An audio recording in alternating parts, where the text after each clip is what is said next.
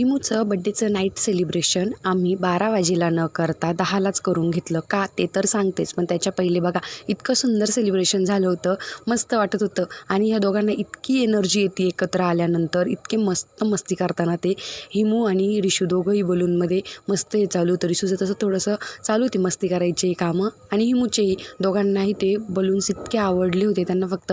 आणि राहिला प्रश्न हिमूचा. हिमू तर काय बाबा, बड्डे बॉय तो इतका लाडोबा होता, आज विचारायचंच नाही त्याला. आणि हो, मी बोललेली ना बड्डे सेलिब्रेशन आम्ही 12ला न करता 10लाच का केलं, ते याच्यासाठी केलं की हिमूला मॉर्निंगला स्कूल असते. मग मला वाटलं हिमू जागा राहील नाही राहील असं आम्ही सगळे विचारच करत होतो.